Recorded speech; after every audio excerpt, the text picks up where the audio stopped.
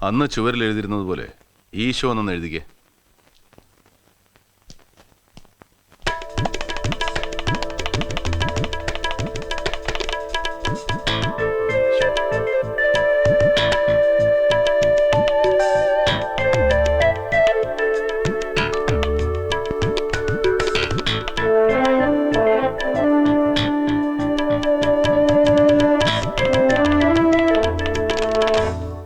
അന്ന് എങ്ങനെയാ ബോഡി കിടന്നിരുന്നത്?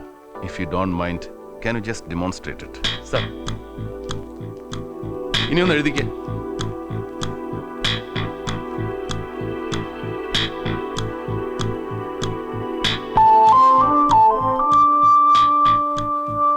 ഇനി അങ്ങനെ മലർന്നു കിടന്നു എഴുതിക്കേ.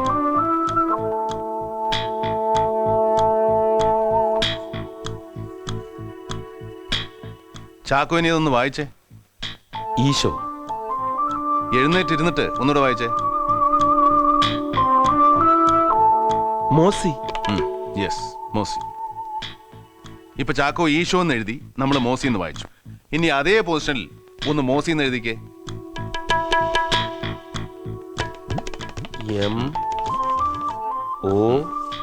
MOSI. മോസി. ഇനി എഴുന്നേറ്റിരുന്ന് ഒന്നുകൂടെ വായിച്ചേ. ഈശോ. അപ്പൊ യഥാർത്ഥത്തിൽ മാണിക്കുഞ്ഞ് ഈശോ എന്നാണോ എഴുതിയത്, മോസി എന്നാണോ? മോസിന്നാ. That's it. Correct. ഇപ്പൊ മനസ്സിലായില്ലേ മോസി എങ്ങനെ ഈശോ എന്ന്? അന്ന് യഥാർത്ഥത്തിൽ ഇതാണ് സംഭവിച്ചത്. തന്റെ മരണത്തിന് കാരണം മോസിയാണെന്ന് അദ്ദേഹത്തിന് ലോകത്തെ അറിയിക്കണം. മരണവിപ്രാളത്തിനിടയ്ക്ക് അദ്ദേഹത്തിനെ കൊണ്ടാവുന്ന വിധം അത് ചെയ്തു. പോലീസ് റിപ്പോർട്ട് അനുസരിച്ച് ബോഡി കമഴ്ന്നാണല്ലോ സർ കിടന്നിരുന്നത്. ഒന്നുകിൽ ആരെങ്കിലും കമഴ്ത്തിയിട്ടതായിരിക്കാം, അല്ലെങ്കിൽ മരണവിപ്രാളത്തിനുള്ള പിടച്ചിലിനിടയ്ക്ക് പൊസിഷൻ മാറിയിരിക്കാം. അങ്ങനെയാണെങ്കിൽ ആരായിരിക്കും സർ? അറിയില്ല. സംഭവം നടന്നയെന്ന് രാത്രി 10:30-നും 11:30-നും ഇടയ്ക്ക്, let's call it golden hour. ആ 1 മണിക്കൂറിനിടയ്ക്ക് ഈ വീട്ടിൽ എന്തൊക്കെയോ സംഭവങ്ങൾ നടന്നിട്ടുണ്ട്. അത് കൃത്യമായി പറയാൻ കഴിയുന്ന 2 പേരിന്ന് ജീവിച്ചിരിപ്പില്ല, മാണിക്കുഞ്ഞും മരുമകളും. പിന്നെ പറയാൻ കഴിയുന്ന ഒരാളുള്ളത് ആ 1 മണിക്കൂറിനിടയ്ക്ക് ഇവിടെ വന്നുപോയ അലക്സ. നമ്മൾ വീണ്ടും അലക്സിനെ കാണുന്നു. സർ, ഞങ്ങളുടെ മനസ്സിലൊരു സംശയമുണ്ട്. അലക്സിന് മാത്രമേ തീർക്കാൻ കഴിയൂ. പക്ഷേ ആ സംശയം എന്താണെന്ന് അലക്സിനോട് ഇപ്പൊ പറയാൻ ഒരു നിവൃത്തിയില്ല. പക്ഷെ ആ സംശയം എന്താണെന്ന് അറിയാതെ എങ്ങനെ തീർക്കും സാർ? കഴിയും. അലക്സ് അന്ന് രാത്രി മാണിക്കുഞ്ഞിന്റെ വീട്ടിലെത്തിയത് മുതൽ സംഭവം കഴിഞ്ഞ് മടങ്ങുന്നതിനിടയിൽ നടന്നതെല്ലാം വിടാതെ പറഞ്ഞാൽ, minute by minute, second by second, ഒന്നും വിടാതെ പറയാം. പറയാൻ ശ്രമിക്കാം സാർ. ഇരണിയിൽ നിന്നും ഞാൻ നാദാമംഗലത്തെത്തുമ്പോൾ ഉദ്ദേശം 11 മണി കഴിഞ്ഞു കാണും.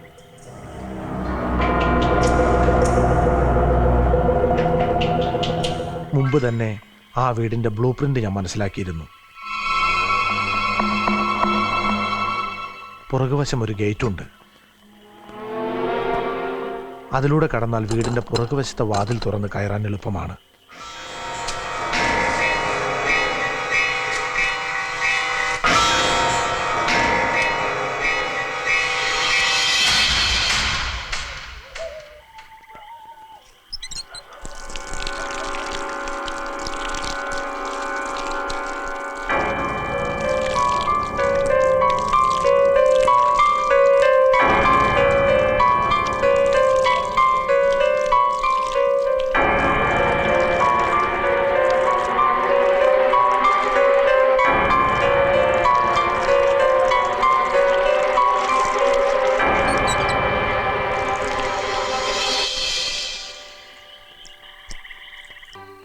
ഇപ്പൊ പറയും, ഈശോയോ മോസിയോ? മോസി തന്നെ, ഒരു സംശയവും വേണ്ട.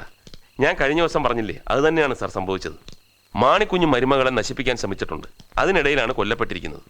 മരിക്കുന്നതിന് മുമ്പ് തന്റെ കൊലയാളിയെ കാട്ടിത്തരാൻ വേണ്ടി സ്വന്തം രക്തം കൊണ്ട് ചുവരിൽ. എന്താ ചാക്കോ ഇൻകംപ്ലീറ്റ് ആയിട്ട് നിർത്തിയത്? എന്നാലും ഒരു പുലിവാലുണ്ടല്ലോ സാർ. ഡോക്ടർ വിജയലക്ഷ്മി. മോസിയെ നശിപ്പിക്കാൻ ശ്രമിച്ചവനും ചത്തു, മോസിയും ചത്തു. പിന്നെ ഡോക്ടർ എന്ന് ആരെ സഹായിക്കാനാണ് ശ്രമിച്ചത്? ഞാനിപ്പോൾ ഒരു ഡോക്ടറെ പിന്നാലെയും പോകുന്നില്ല. ഞാനിപ്പോൾ നിൽക്കുന്നത് ആ പൈപ്പിൻ ചോട്ടില്ല. ഏത് പൈപ്പിന്റെ ചോട്ടില്ല സാർ?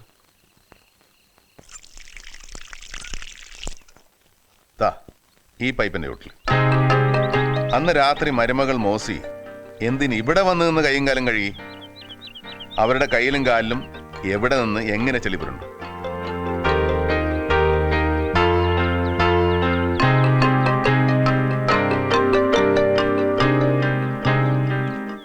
ഇവിടെ എവിടെയോ നിധി കിടപ്പുണ്ടോ എന്ന് എനിക്കൊരു സംശയം. നിധിയോ? തെളിവുകളാണല്ലോ നമുക്ക് നിധി.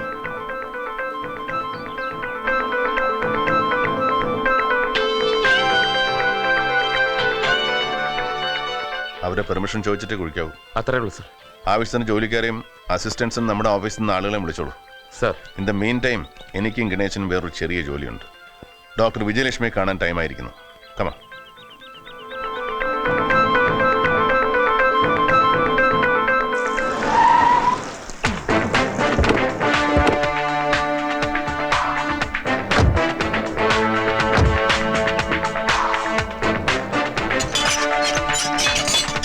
ഡോക്ടർ ഇല്ലേ? ഇല്ല, മൂകാംബികയ്ക്ക് പോയിരിക്കുക. ദൈവം പരാതിക്കാരനായ കേസായതുകൊണ്ടാവണം തേടുന്നവരൊക്കെ വേളാങ്കണ്ണിക്ക് മൂകാംബികയൊക്കെ പോയിരിക്കുന്നത്. എന്ന് വരും മാഡം? അറിയില്ല സർ. വരുന്നവരെ ചെടി ഇങ്ങനെ നനച്ചുകൊണ്ട് നിൽക്കണം കേട്ടോ. ആ, ഗണേശനെ ഞാൻ ഇവിടെ വിട്ടിട്ട് പോവാണ്. ഇനി നമ്മൾ തമ്മിൽ കാണുമ്പോൾ ഡോക്ടർ ഗണേശന്റെ കസ്റ്റഡിയിൽ ഉണ്ടാവണം. എന്തെങ്കിലും അസിസ്റ്റൻസ് ആവശ്യമുണ്ടെങ്കിൽ ഓഫീസിൽ നിന്ന് വരുത്തിക്കോളൂ. സർ.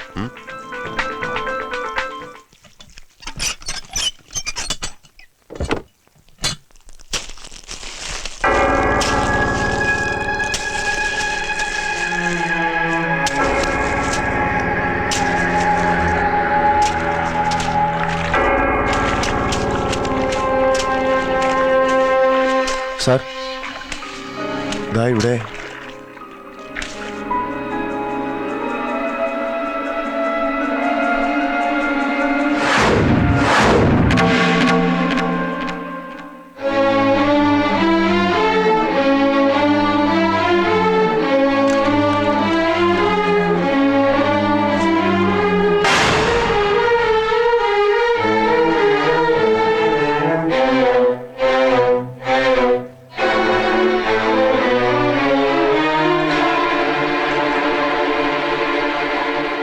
ഞാനൊരു സാരി മാത്രമേ പ്രതീക്ഷിച്ചുള്ളൂ. ദൈവം നമുക്കൊരു ജുബ്ബയും പൊട്ടിയ മാലയും തന്നു. മാലയുടെയും ജുബ്ബയുടെയും ഉടമസ്ഥനെ കണ്ടുപിടിക്കാൻ ഒരു മാസ് ഐഡന്റിഫിക്കേഷൻ ഏർപ്പാട് ചെയ്യണം. നമുക്ക് സംശയമുള്ളവർ അന്ന് CBIക്കും പോലീസിനും മൊഴി നൽകിയവർ ഉൾപ്പെടെ എല്ലാവരും ഉണ്ടാവണം. സർ.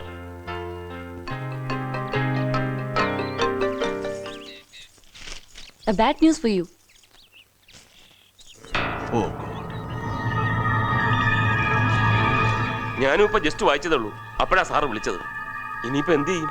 ആകെ കുഴഞ്ഞല്ലോ. അത് ഞാൻ അവിടുത്തെ പോലീസുമായിട്ട് ബന്ധപ്പെട്ടുകൊള്ളാം. തീരുമാനിച്ചതിന് യാതൊരു മാറ്റവും. പരേഡ് നടക്കും. Take care of that.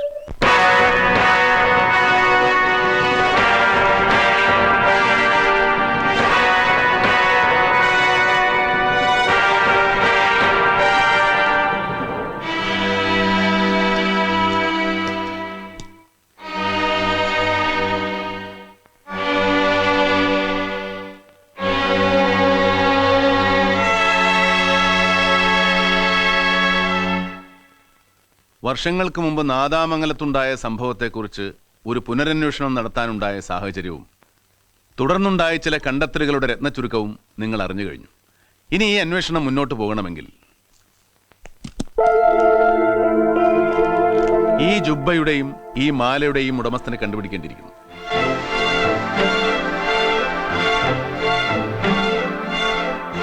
ഇതിന്റെ ഉടമസ്ഥൻ ഈ കൂട്ടത്തിൽ തന്നെയുണ്ട്.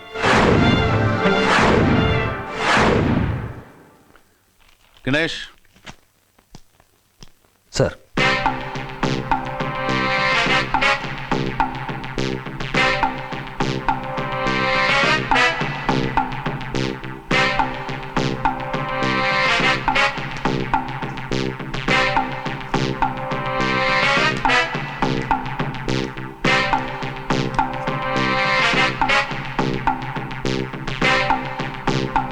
ഈ മാലയുടെ ഉടമസ്ഥൻ സ്വമേധയാ മുന്നോട്ട് വരുമെന്നുള്ള വിശ്വാസമൊന്നും ഞങ്ങൾക്കില്ലായിരുന്നു.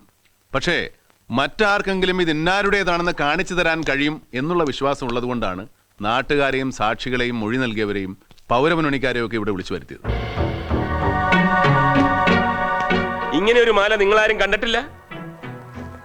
ആരെങ്കിലും ഇങ്ങനെ ഒരു മാല നഷ്ടപ്പെട്ടതായി പറഞ്ഞു പോലും കേട്ടിട്ടില്ല?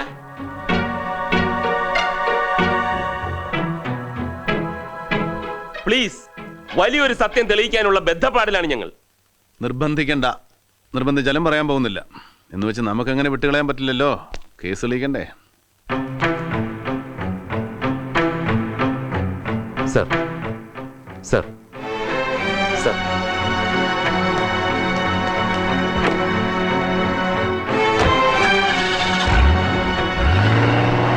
നമ്മൾ ആണുങ്ങൾക്കൊരു കുഴപ്പമുണ്ട്.